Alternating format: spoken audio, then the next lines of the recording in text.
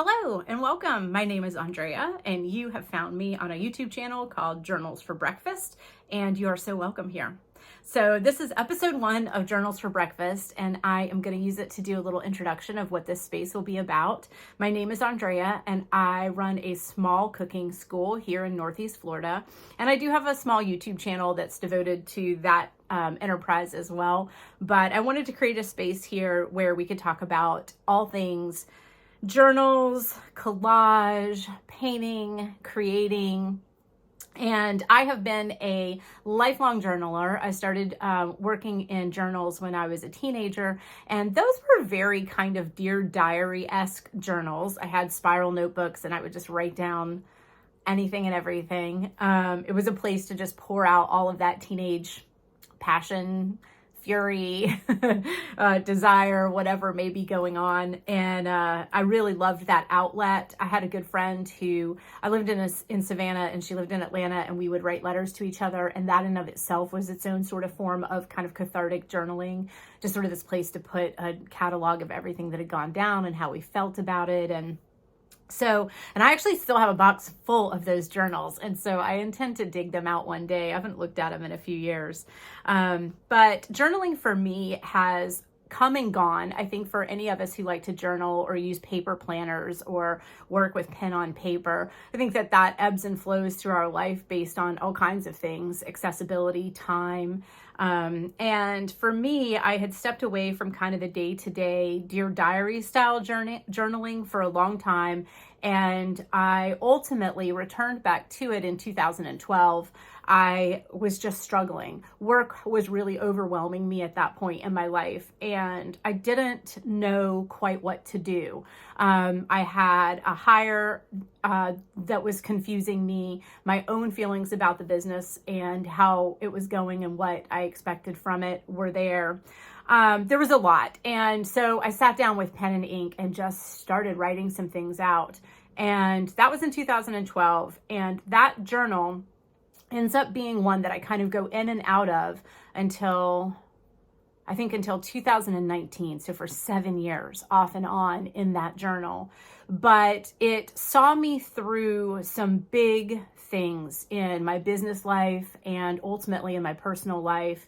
And it really anchored me back in that practice of using pen and paper as a place, if nothing else, just a catharsis, but a place to get that info out and then start to sort of assess what I was seeing coming out of me and what could be done about it, if anything needed to be. So there's that style journaling. But in the last 5 years or so, 6 years, my journaling practice has morphed into some days that are sort of Dear Diary-esque, and some days that are just to-do lists, and some days that are kind of time blocking planner stuff, and some days that are tearing up paper and gluing it to other paper in a collage format, or pulling out a watercolor brush, or whatever it may be. But I have found that taking a moment every day to work in some format, for me personally, is an absolute key to my emotional health. And about 5 years ago, I found myself really in the deepest phase of what was a deep, dark burnout. It was just so prolific by that time. And this practice of journaling daily in some form ultimately got me through the worst of the burnout, helped me dig myself up out of that pit. And as I said, I still use it every day now as a way to stay emotionally healthy. You know, you might take a vitamin D or a vitamin B. You might drink orange juice in the morning. I do something that is journal related every morning as part of my health story. So there's that. Some things I'd like to share with you on this channel over time. And I did take a few notes here. So a couple of things that we'll look on for content are tips to becoming a daily journaler. In my last many years of journaling, I have had several girlfriends respond to me and say, I don't know how you're doing that. I try it and I can't quite get there. Or they're stunted by, a beautiful notebook. They have kind of paralysis about writing anything in it. Or some of them have shared with me that they may have had a violation when they were younger. They did do a Dear Diary style journal and somebody read it. And so to this day, they have this kind of recoil when the thought of putting down something honest on pen and paper, right, comes to them. So tips to becoming a daily journaler. We'll talk about that. Maybe we need some tips on how to say journaler also. We'll talk about that here. I think I'll give you a tip today as we get started in this episode 1, which is very simple.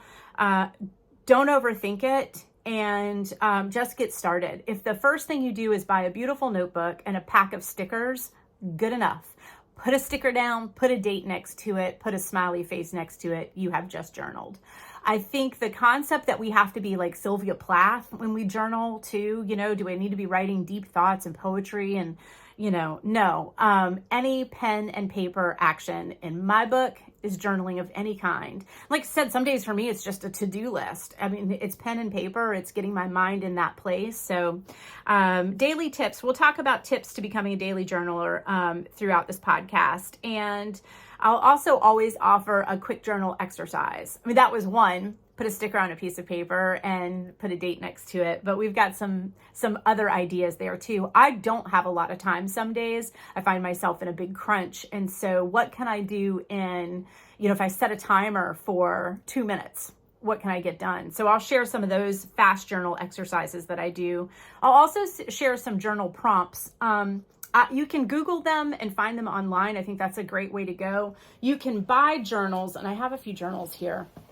By the way, you can also keep more than one journal. How about that? I have several. So when I am Sylvia Plath one deep dark morning and want to get it out there, I have a journal that's for that style journaling. But my to-do list is a different setup, right? And then I have kind of daily habit tracker, right? That's its own book. So we have different styles, but one that a really nice girlfriend gave to me, this is a journal that's got prompts already in it, right? I'll show this to you.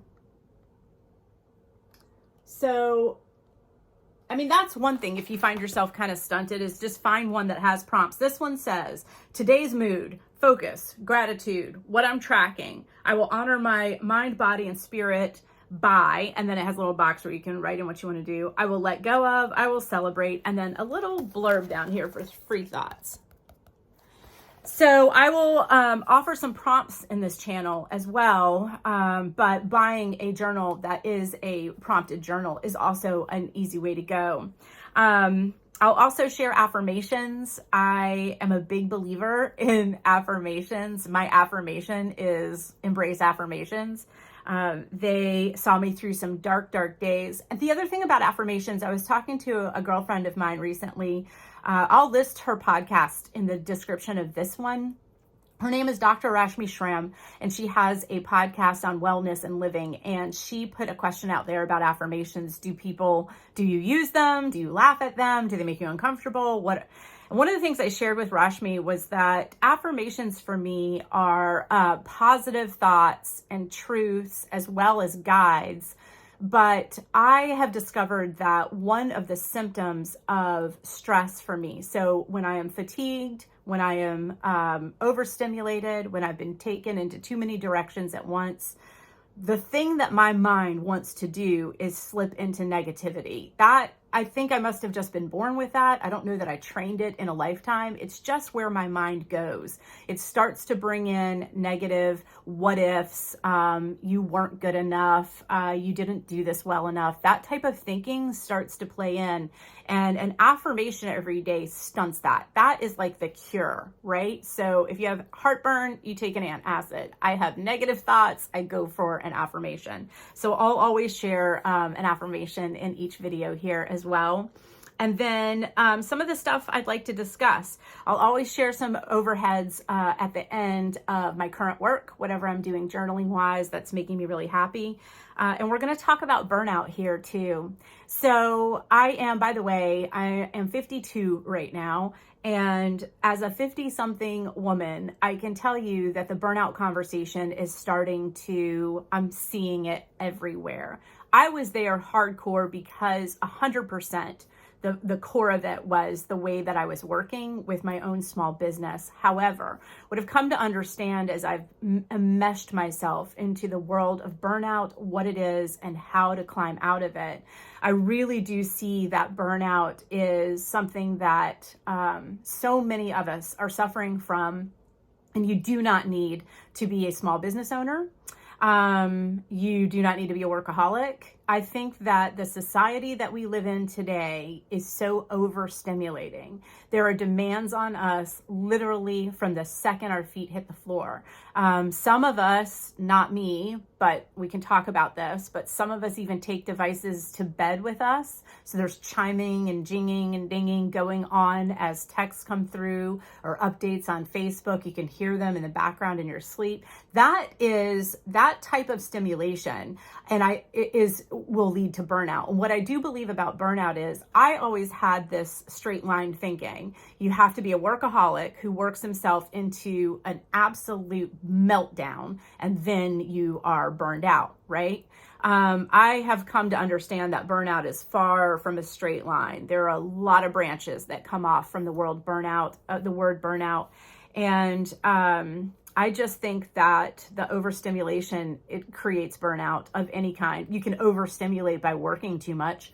You can overstimulate by putting too many demands on yourself as a parent. You can overstimulate by overextending yourself as a caregiver or being a yes person. There's lots of ways to overstimulate, and we can overstimulate through the information we take in through social, phones, tablets, etc. as well.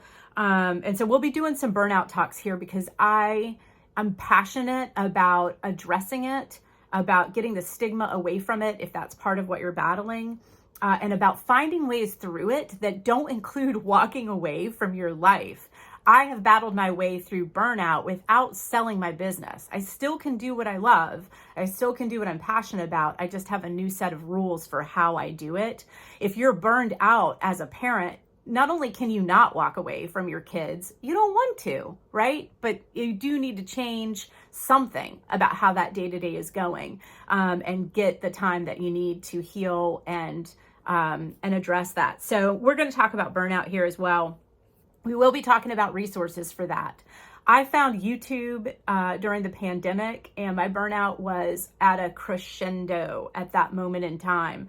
And YouTube creators and Patreon creators came into my life at that moment. And so I will be sharing the ones that have brought me the most just joy, break from all of the other stuff, reminded me to embrace what I love, or that I actually learned things from. There are a lot of podcasters that focus on burnout, their burnout story, and then their burnout healing. There are therapists online who talk about burnout cures and ways to address it. So I will always share resources and some of my favorite videos and podcast producers as well. And then acquisitions when I have them. I am trying to do as much purchasing from very small businesses as possible. So I've been ordering from Etsy lately, and I know that not everyone loves the Etsy platform, but for me, where I live out here, it's very rural. There is a giant mall north of here, and there's Amazon and Walmart. We don't have a lot of small boutiques here. And so online is where I'm trying to find those, but not big online, small online, if that makes sense. But I will share acquisitions for those who are interested in that. And then I'll also share a tarot card at the end of each episode. And I use tarot cards and decks, various decks, as journal prompts myself, especially if I'm feeling kind of stuck or have that kind of frozen pen and blank paper moment. I'll grab a card out of a deck, a tarot deck or something like that, to just kind of get the ideas going. I am by no means an expert in reading your tarot or your fortune, but I just love drawing a beautiful card to get inspiration. You can see from the chaos behind me, I am also a knitter, and I do follow a knitting podcast. I'll link it in this as well. The Meaningful Stitch with Amy Palco, and she reads a tarot card at the start of each of her episodes. And Amy Palco's calm voice, soothing nature, those tarot card readings did she see me through some burnout days. When I knew I was burned out, I knew I was looking for help, but I also was still kind of stuck in calendars that were pre-booked and created that I couldn't just back out of immediately. When I would get through a long, hard day or a long, hard week, I would lean into that type of podcast to just really take me to another place. And I was so inspired by that. So I will also share a tarot card at the end of each of my episodes here. Journals for Breakfast is my Instagram page, and you are so very welcome there also. And Mondays we will do an affirmation. And the affirmation I loaded today, it is a Monday, is make way for the unprecedented and watch your reality rearrange itself. That is by Ursa Daly Ward, and I really responded to that concept. Make way for the unprecedented. For me, making way for the unprecedented, never before done, no preceding history with what's about to be, is for me overcoming fear. And I had a lot of fears to overcome. And just saying that I was burned out loud was one of those fears. And do you know, for all the work that I did, I only started saying that out loud in the last maybe 12 months or so. Not to many people either, by the way. But fear, I live with a lot of fear in me, and recognizing that and seeing that has really helped me move through and make way for the unprecedented and watch your life rearrange itself. The chaos that is who I was when I really was in my deepest burnout compared to the day-to-day existence that I have happening right now. Well, that's unprecedented. And my life did completely rearrange itself. I still run my business in the same location. I didn't have to, move to a yurt in Alaska to find unprecedented change. I did it right here in my home office, working through journals, taking in the resources I could find available to me online and through podcasts. And so that's what I hope to share with you in this space here. I hope if one person watches this video or any of the future videos and catches something that breaks something free for them, helps them start to make way for the unprecedented, then I will have done my work here. So I am so happy to have you here. I'm going to show you a few of my journals. We're going to do some overhead so we can take a look at some of those. And I hope that you will comment on this post and this video. If you have resources you'd like to share, please feel free to do so down below. I hope this becomes a community of discussion where we can face the fear of admitting to ourselves that we need support in some way. I hope that we can embrace the idea of journaling together as we move it out into the big bubble of journaling. It does not have to be a Dear Diary everyday situation. There's so many other ways to explore this avenue. And I'm just literally looking forward to spending time here with you. P.S. If chaos in the background is not your fave, this may not be your favorite channel, because this is as tidy as my desk ever is. A lot of chaos here, a lot of calm out here. All right, guys, so let's do some overheads of some journals I'm working with right now to give you some inspiration. And thank you so much for joining me for this intro. Okay, so we're going to do a little overhead time here, and I'm going to show you some of the journals that I tend to work in day to day. I have several because, as I mentioned in the introduction, to me, journaling is not, for me, it isn't one book that I just sit down and Dear Diary in every day, although that style of journaling has been a part of my story many times throughout my life and has served me very, very well. At the moment, I tend to have a mishmash of journals going on. This particular one is a great way to get started. Just find a notebook someplace that speaks to you. This is an appointed, it's got this kind of beautiful linen cover to it. The pages are a grid. There is a little date note right here, so you go sideways this way, and it's perforated there if you want to pull these out. So if you do sketches or collages and something like that and needed to take them out, you could certainly do to-do lists that you then fold up and take with you. This appointed notebook, I actually got this and this gorgeous brass ruler also by Appointed from Sandy by the Lakeside, and I will do a link to her below, but I'm going to do my next podcast, I'll probably be talking about her podcast. She has a YouTube channel, but she also has a Patreon account that I subscribe to. And there are a few podcasters out there who finding their channels got me through some really dark burnout, and Sandy by the Lakeside is one of them, and I still follow her to this day. But anyway, this gorgeous Appointed notebook was on her website. Her shop updates vary here and there, so you can check to see if this is currently available. But this type of notebook, what I've done with this in the past is Dear Diary style. Because it's not dated, it doesn't matter if I decide to step away from it for 3 months and then come back to it. I kind of love that freedom. And because it's dot grid, you could certainly do something more bullet style journaling in here if you were interested in that type of thing. What I'm doing with this one is making this beautiful notebook my journals for breakfast kind of brain at the moment, as I've just launched that Instagram handle and this YouTube channel. This is where I'm putting kind of my thoughts and plans for this channel. So just sort of an outline of what I'd like to do on the channel, some of the Instagram content weekly, and a little affirmation for myself that I shared with you earlier: make way for the unprecedented and watch your reality rearrange itself. That seems like a good one for this channel as well. Just, you know, the adventure of launching this thing. I used some washi tape to create some tabbed flagged pages so I can just get to sections. This is where I'll keep some affirmations. Back here, I flagged a page. Back here is where I'll keep information about vendors that I want to share with you guys. So products and vendors. So there's one style of journal. Another one that I showed earlier is this Live Well, and this is the Live Well Wellness Journal. This was a gift. This is also a fabric cover, kind of linen. It also has really beautiful quality paper in it.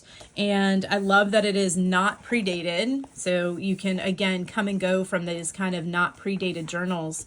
I have that journal I mentioned in the opening that I started back to kind of Dear Diary style journaling in 2012. That thing carries on for 7 years. I mean, I just go in and out of it and in and out of it. So but this one is prompted. So that's kind of helpful if you're new to journaling, or if you've tried it before and kind of have shut down. Here we go. Today's mood, focus, gratitude. What are you going to track today? So maybe your water intake, your steps, who knows? I will honor my mind, body, and spirit by. How about journaling today?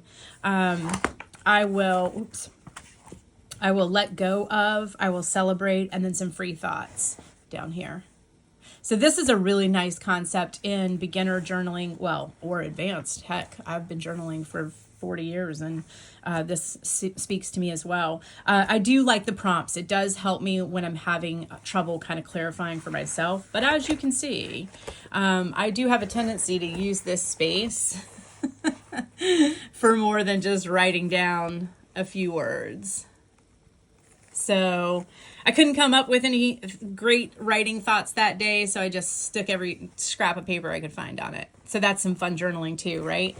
I'm going to also share that this style collage journaling, I don't know what it is, but there is a rebellion in a way when you take paper that was meant to do something else and do this with it. So what I mean is this page is structured to do these journal prompts, right?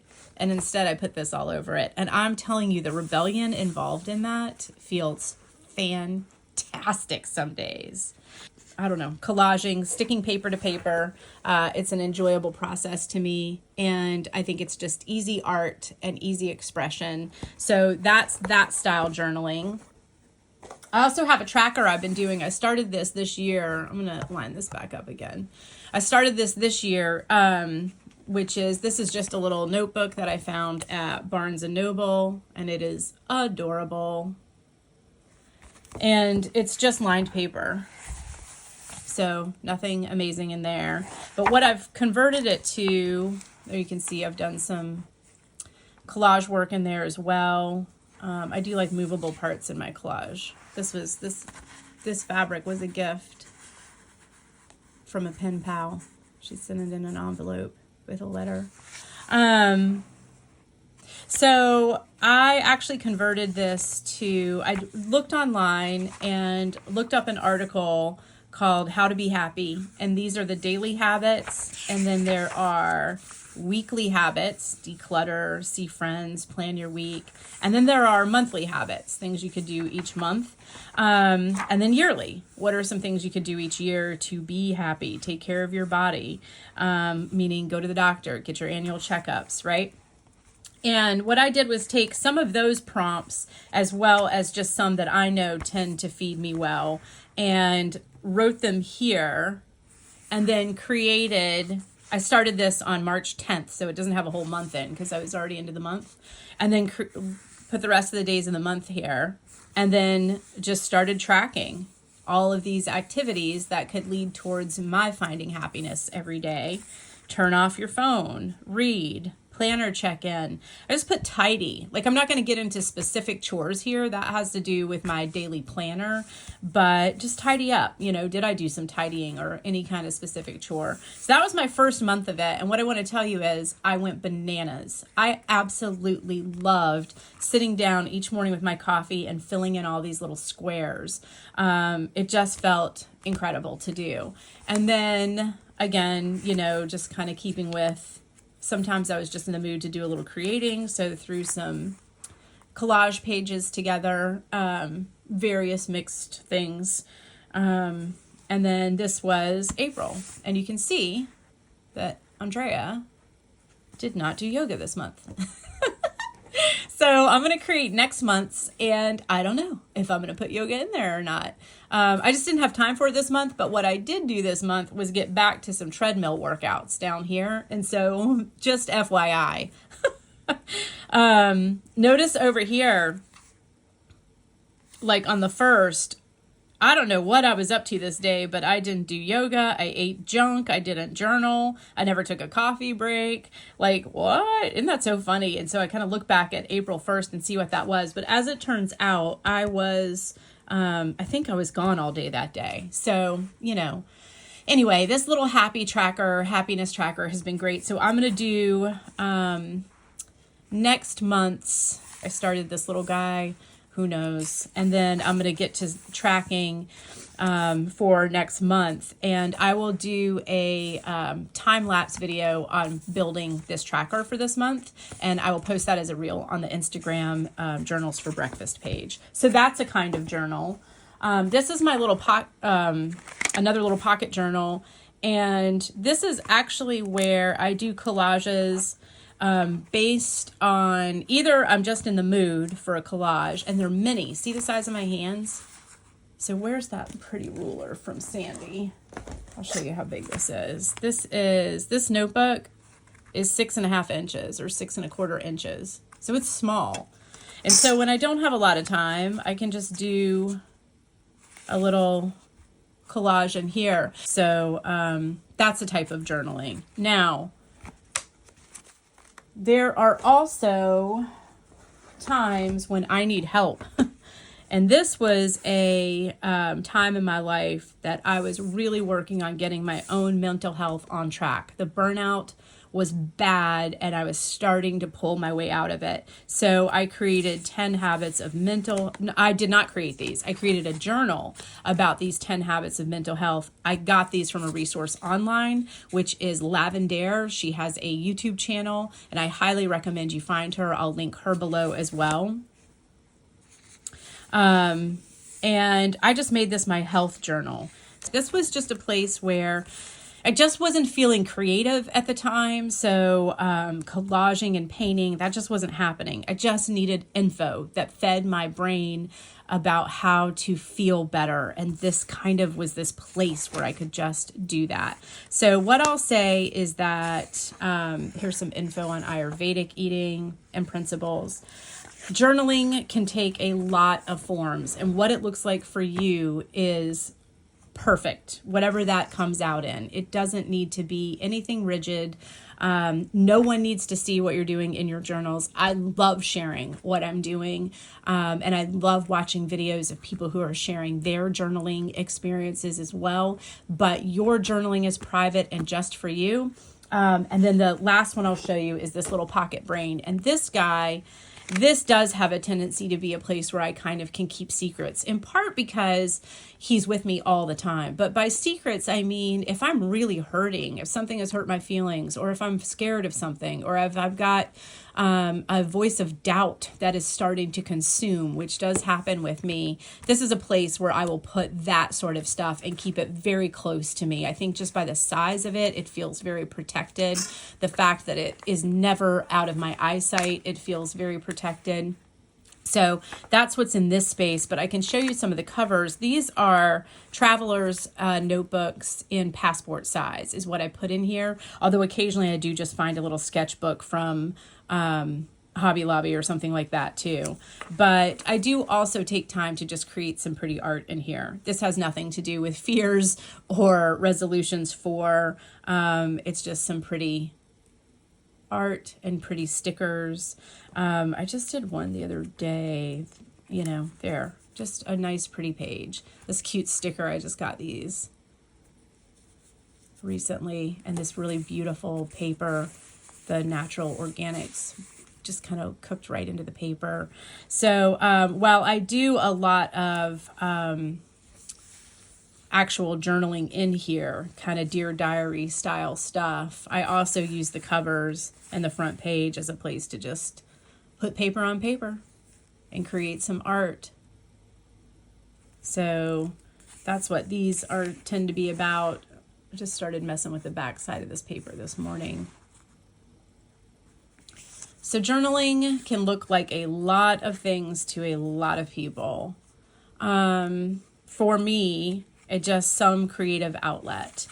And I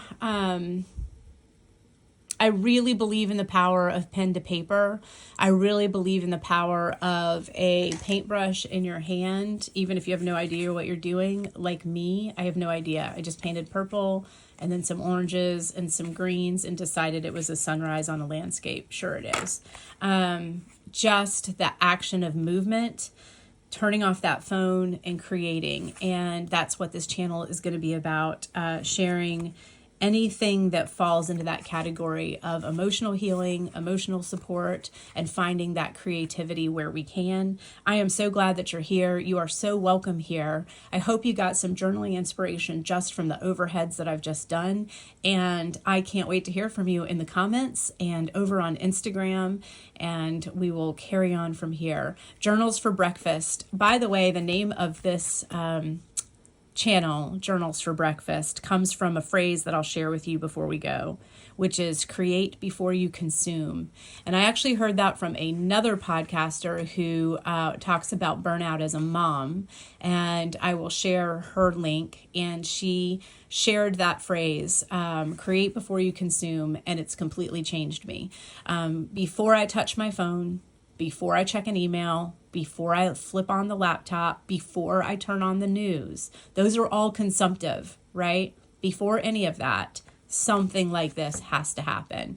And it can be as simple as a brushstroke to create a little feather in a book. Just that I have created before I pick up that phone. It doesn't need to be an hour. I don't have to get up at 4 a.m. to make this happen. It's just, this is my routine. And I actually put my glasses back here before I go to bed at night, so that if I want to see anything, I have to come back here and put these glasses on, and I'll leave them on a page that's inspiring, or on a piece of paper, or maybe a pack, a new pack of stickers that just came in, so that when I get up in the morning and walk in and see this is the first thing I want to do, is put a sticker on something. Then I can go get my phone and do other things, but create before I consume. And we'll talk about that a lot here. That principle in and of itself, I think, is just fantastic. So, okay, thanks for joining me. Journals for Breakfast. I am so excited about our journey together, and I look forward to hearing from you too. You're so welcome here, and I hope you have a beautiful day. Oh, okay. I forgot that I need to pull a tarot card. So as part of our Journals for Life channel here, I will always share a tarot card at the end of each episode so that it can serve as maybe a prompt for you to do a little journaling yourself this week. And so the deck that I'm pulling from is the Keepers of the Light Oracle cards. This is by Kyle Gray. And I do also have traditional tarot cards as well. But whenever I see oracle decks or inspiration decks, affirmation decks, anything of that nature, I'm looking at their beautiful artwork and also messaging. So I usually just do a little shuffle and just kind of see which card presents itself to be my inspiration. I don't have time to pull a card all the time, and they do sort of lead me to kind of deep thoughts. So I need to make sure I do these on days that I do have a little time to hang out with my journaling. It can inspire a collage that might take, another 30 minutes. So the card we've pulled today is the White Eagle, the Ancestor Spirit. And let's put some glasses on so we can read this. White Eagle, Ancestor Spirit, connect to your lineage. A family wound or pattern can be healed now. So that's the artwork on that.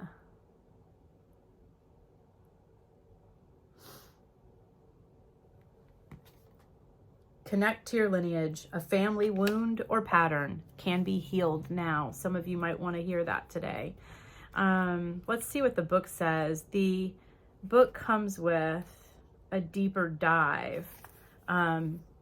The deck comes with a deeper dive into each of the cards. So let's see what the White Eagle suggests. White Eagle, Ancestor Spirit, connect to your lineage. A family wound or pattern can be healed now.